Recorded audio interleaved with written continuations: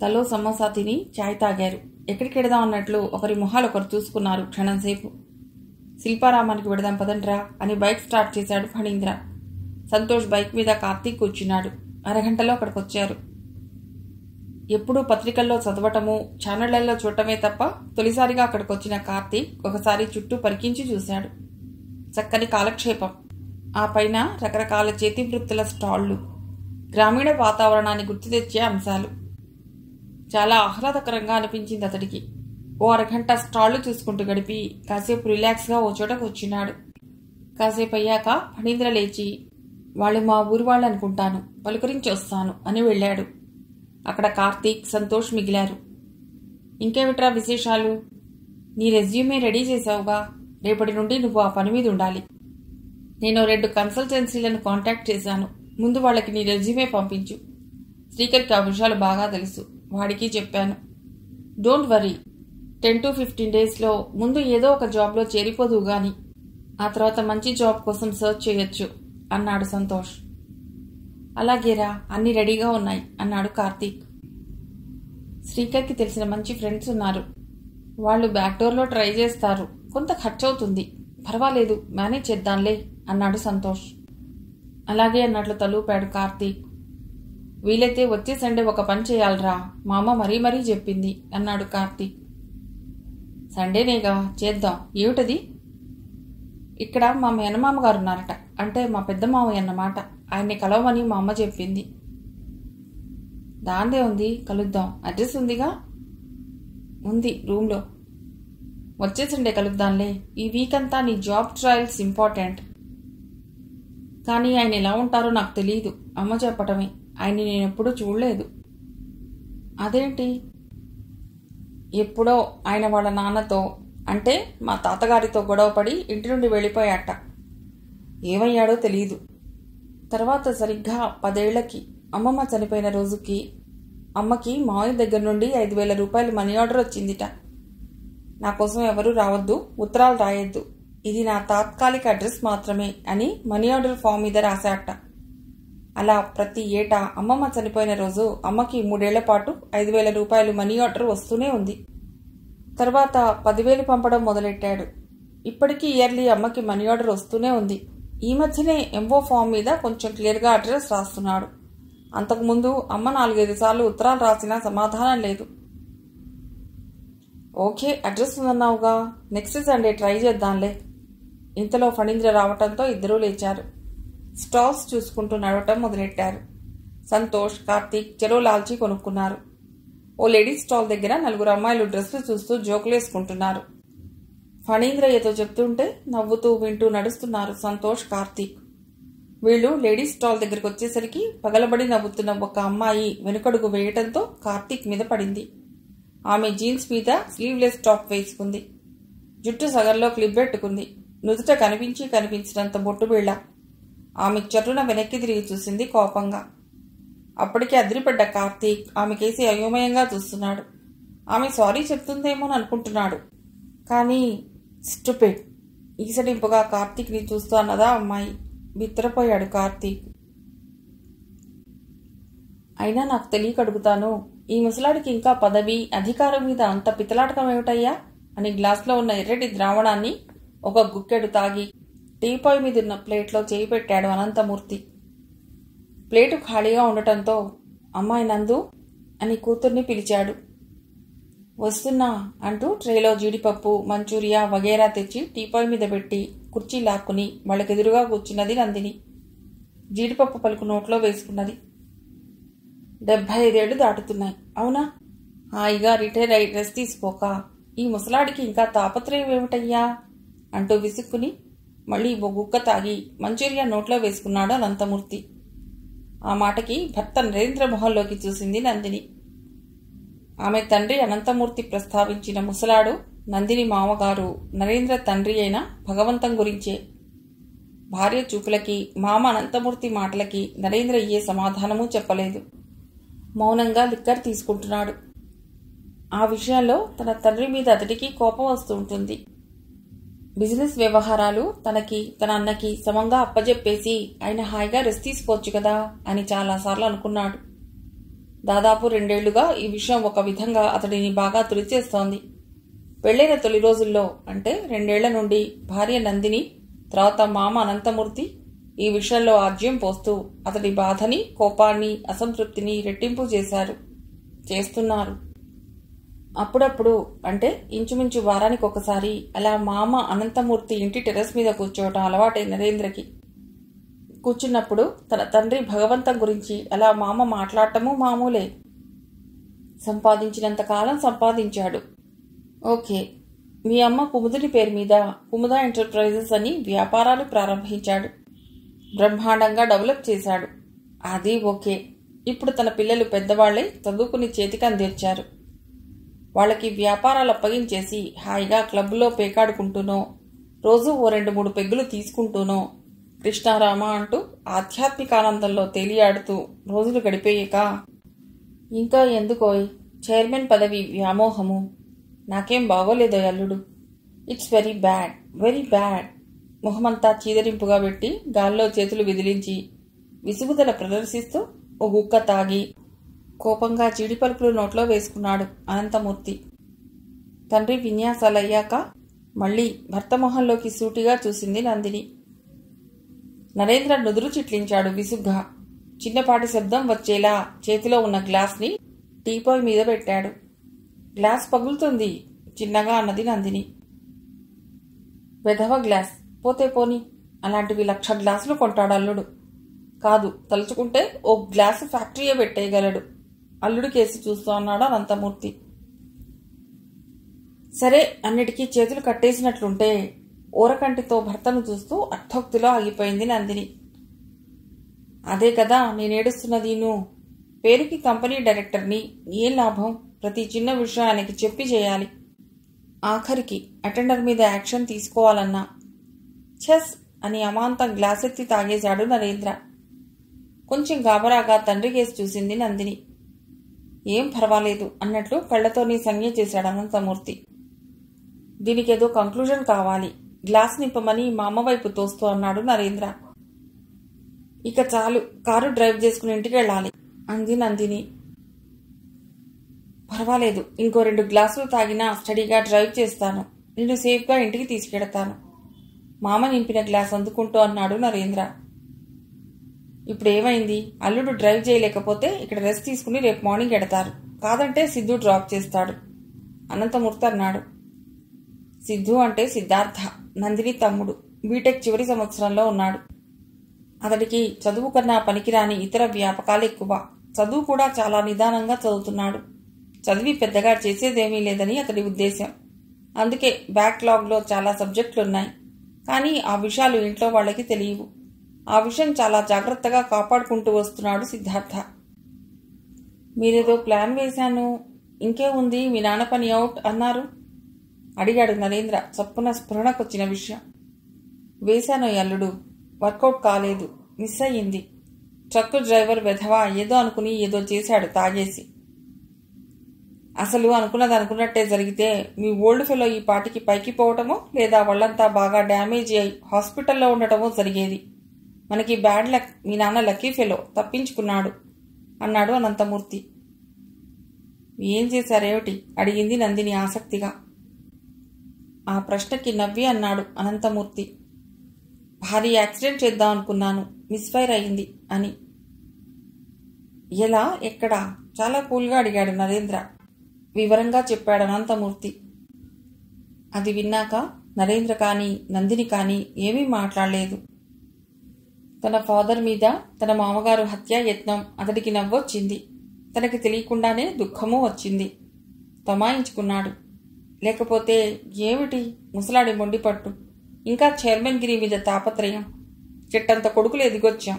Business మొత్తం మాకు అప్పగించి తను రెస్ట్ తీసుకోవచ్చు కదా అనుకుని సరిపెట్టుకున్నాడు. తన అన్న రవీంద్ర ప్లాన్ ఏమిటో. వాడు తక్కువ వాడు కాదు. వాడి మామ పెద్ద లిటిగెంట్ కూడా. క్షణం పాటు ఆలోచనలు అన్నమీదికి మళ్ళాయి. ఈ విషయంలో ఇద్దరిది ఒకటే బాధ.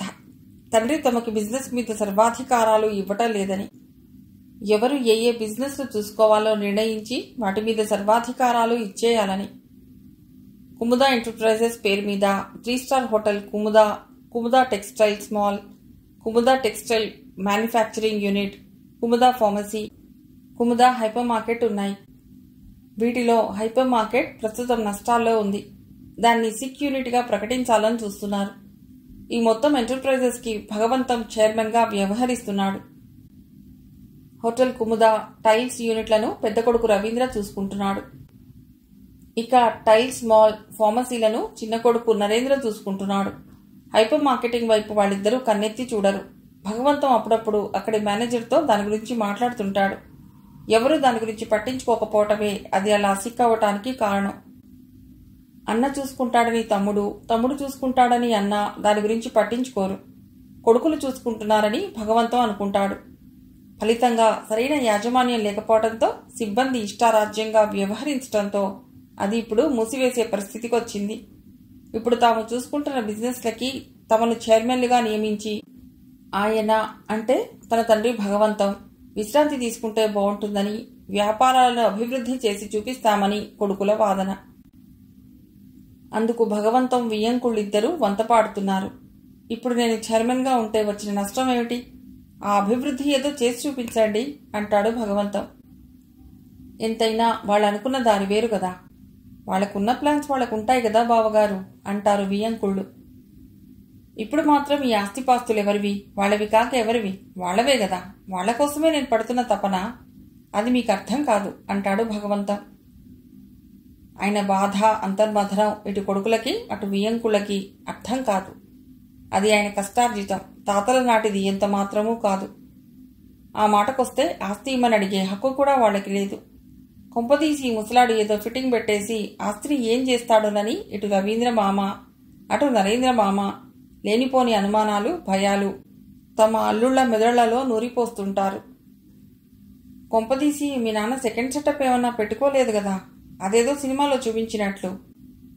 ఆన కాదో పీకులాట పంచాంగం అవుతుంది అని నరేంద్ర మామ మరో అనుమానపు విషబీజం అల్లుడి మనసులో నాటేశాడు. అవునేమో, అలా జరగొచ్చు కదా అన్న అపోహలు అతడి బుర్రలో నాటుకున్నాయి. అదే విషయాన్ని అన్న రవీంద్రతోనూ చెప్పాడు. అలా అన్నగారి బుర్ర ఖరాబైపోయింది. కానీ తమ తండ్రి ఎలాంటివాడు, అతడి అలవాట్లు పద్ధతులు ఏమిటి, ఏ స్థాయి నుండి ఆయన ఈ స్థాయికి వచ్చాడు అన్నది వాళ్ళు ఆలోచించటం లేదు. సాధ్యమైనంత త్వరలో ఆయన అధికారులు ఒక్కొక్కటిగా తాము లాక్కోవాలన్నదే వాళ్ళ ఆత్రం. అన్నా తమ్ముడు ఎవరికి వాళ్ళు ఆలోచిస్తున్నారు, కలిసి ఆలోచిస్తున్నారు. వాళ్ళ మామగార్లతోనూ ఆలోచిస్తున్నారు. ఆయనతో గొడవపడి సాధించేదేమీ లేదని కూడా వాళ్ళకి బాగా తెలుసు. అంతేకాదు ఆస్తి విషయంలో భగవంతం చాలా మొండివాడున్నది తెలుసు. చూడల్లుడు, ఏదైనా మన చేతికి మట్టి అంటకుండా చెయ్యాలి. ఔరంగజేబు గురించి నీకు తెలుసా? తెలీదు కదూ, ఎందుకంటే మీకు హిస్టరీ పాఠాలు లేవు కదా. ఔరంగజేబు మొఘల్ చక్రవర్తుల్లో ఒకడు. వాడు రాజ్యాధికారం ఎలా సంపాదించాడంటే అన్నని తమ్ముడిని చంపేసి, తండ్రిని జైల్లో పెట్టేసి తాను రాజయ్యాడు. ఇప్పుడు మనం ఫాలో అవుతున్నది ఆ హిస్టరీనే. ఆఫ్ కోర్స్ ఇక్కడ మీ అన్నని తొలగించాలనుకోవటం లేదనుకో అని క్షణమాగి అల్లుడు నరేంద్ర మొహంలోకి చూశాడు అనంతమూర్తి. అల్లుడి మొహంలో ఏ భావమూ కనిపించలేదతడికి. ఇక్కడ మీ నాన్నని మూల కూర్చునేలా చేసి, కాదంటే తొలగించి అధికారాలు చేజిక్కించుకుందాం అనుకుంటున్నాం, అంతే కదా అన్నాడు అనంతమూర్తి. అప్పటికే నరేంద్రకి బాగా కిక్కెక్కింది. మామ చెబుతున్నదేమీ అతడికి తలకెక్కడం లేదు. అప్రయత్నంగా తలూపుతున్నాడు. ఆస్తి కోసం, అధికారాల కోసం ఇలాంటి పనులు చేస్తారా అని నందిని ఆశ్చర్యపోయింది. తర్వాత ఆమెకు అర్థమైంది, రాజకీయాల్లో ఎన్నెన్ని మర్డర్లు చేసుకుంటారు. అధికారం, పదవుల కోసమే కదా. పేపర్లలో వార్తలు చదవటం లేదు, ఆస్తి కోసం తండ్రితో గొడవపడ్డ కొడుకులు అని సమాధానపడింది. ఇక చాలు, పద నరేన్ అన్నది నందిని భర్తను ఉద్దేశించి. చేతిలో ఉన్న సగం మందు గ్లాస్ని టీపాయ్ మీద పెట్టేశాడు నరేంద్ర. లేవటానికి ప్రయత్నించాడు, తూలాడు. నందిని పట్టుకుని లేపింది. ఇక నువ్వేం డ్రైవ్ చేస్తావు, మార్నింగ్ వెడదాం అన్నది. No problem, I can drive అన్నాడు నరేంద్ర. అనంతమూర్తి లేచి అల్లుడిని చేయి పట్టుకుని కిందికి తీసుకొచ్చాడు. కొడుకు సిద్ధార్థని పిలిచాడు. సిటీకి 25 కిలోమీటర్ల దూరంలో ఉన్న ఫామ్ హౌస్లో మామ చిదంబరం, బావమర్ది శ్రీనిధిలతో కూర్చున్నాడు భగవంతం పెద్ద కొడుకు రవిచంద్ర. అప్పుడు సమయం రాత్రి 8 గంటలు దాటుతోంది. వారానికి ఒక్కసారైనా అలా ఫామ్ హౌస్కి రావటం అలవాటు రవిచంద్రకి. మామూలుగా అయితే బావమరిది శ్రీనిధితోనే వస్తుంటాడు. అప్పుడప్పుడు మామ చిదంబరం కూడా వస్తుంటాడు. రోజులు గడిచిపోతున్నాయి కానీ మన ప్లాన్లు ఆలోచనలు ఏవీ వర్కౌట్ కావటం లేదల్లుడు. ఇంతకీ మీ బ్రదర్ నరేంద్ర ఏమంటాడు? అదే మీ నాన్న విషయం అడిగాడు చిదంబరం అల్లుడిని లిక్కర్ చివరి గుటక మింగాక. అతడు ఎక్కువ తీసుకోడు. తీసుకుంటే భార్య ఆ రాత్రంతా నసపెట్టి చంపుతుందని అతనికి తెలుసు. అందుకే 2, 3 పెగ్గులు కకృతి పడతాడు. వచ్చిన దగ్గర నుండి అతడు హడావుడిగా మందు తాగటంలోనే నిమగ్నమయ్యాడు. చివరికి అసలు విషయానికి అన్నట్లు భగవంతం గురించి కదలేశాడు. తండ్రి ఉన్నందున శ్రీనిధి బుద్ధిగా కూర్చున్నాడు లిక్కర్ ముట్టుకోకుండా. ఎందుకంటే ఆయన ఎలాగో తొందరగా కానిచ్చేసి వెళ్ళిపోతాడని అతడికి బాగా తెలుసు. అలాగని తండ్రి అంటే గొప్ప గౌరవం ఉన్నట్లు కాదు. మరీ బాగుండదని ఆయన ఎదురుగా లిక్కర్ ముట్టుకోడు. స్మోకింగ్ చేయడు. కొడుక్కి ఆ 2 అలవాట్లు ఉన్నాయని చిదంబరానికి బాగానే తెలుసు. వాడేమంటాడు, వాడి మామతో వాడి ప్లాన్లు వాడికుంటాయి అన్నాడు రవిచంద్ర తన మామ ప్రశ్నకి సమాధానంగా. మామ అన్నట్లు తమ ప్లాన్లు ఫలించటం లేదు. అలాగని ఆ పని మీద అతడికి తీవ్రమైన అభిప్రాయాలు కూడా లేవు. ఎక్కడో ఒక మూల తండ్రి అంటే అభిమానం లేకపోలేదు. ఇంత ఆస్తి ఇంత హోదా సమకూర్చిపెట్టి తమకి ఇచ్చాడన్న గౌరవమూ ఉంది. కానీ మామ బావమరిది చెప్పినట్లు ఎంతకాలం ఆయన చేతి కింద పనిచేయాలి? 40 ఏళ్ళు దాటుతున్నాయి. పీజీ చేస్తున్న కూతురుంది. అందుకే అప్పుడప్పుడు తండ్రి మీద కోపం వస్తుంటుంది రవిచంద్రకి. అల్లుడి చేతికి సంపూర్ణ అధికారం వస్తే అతడిని అలా కూర్చోబెట్టి తామే అధికారం చెలాయించవచ్చునని మామ చిదంబరం బావమరిది శ్రీనిధి ఎదురు చూస్తున్నారు. ఆ కంపెనీలకి కనీసం మేనేజింగ్ డైరెక్టర్ అయినా కావాలని చిదంబరం మరీ ఆశపడుతున్నాడు. ఆ దృష్టితోనే అతడికి తండ్రి మీద అధికారాల మీద పదవుల మీద చాలా చాలా నూరిపోస్తున్నాడు. వయసు అయిపోయాక అధికారం హోదా వస్తే ఏం లాభం అని మామ చిదంబరం అతడి చెవిలో ఇల్లు కట్టుకుని మరీ పోరుతున్నాడు. వాళ్ళలా చెప్పినప్పుడల్లా రవిచంద్రకి తండ్రి మీద చాలా ఆగ్రహం వస్తుంటుంది. ఈ ముసలాడికి ఈ పితలాటకం ఏమిటి అని విసుక్కుంటాడు. ఏదైనా చేసి ఆయన్ని తప్పించి వ్యాపారం మీద తను పూర్తి స్థాయిలో బాధ్యతలు చేపట్టాలని గట్టిగా నిర్ణయం తీసుకుంటుంటాడు. నువ్విలా ఉదాసీనంగా కూర్చుంటే లాభం లేదోయ్. సరైన యాక్షన్ తీసుకోవాలోయ్.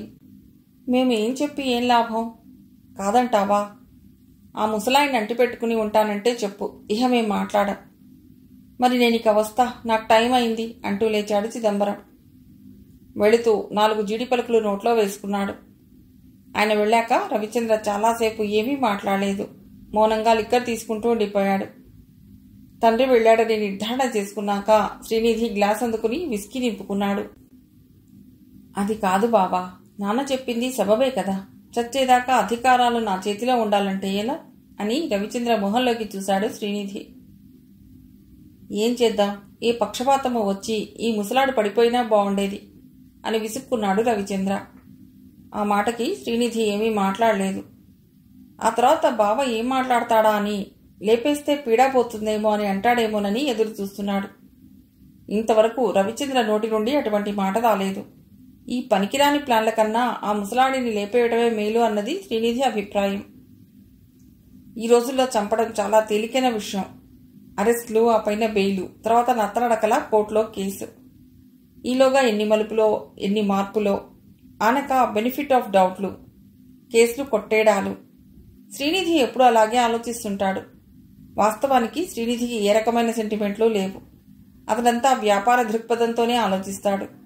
రవిచంద్ర స్థానంలో తను, భగవంతం స్థానంలో తన తండ్రి ఉండి ఉంటే ఆ పని చేసేవాడు.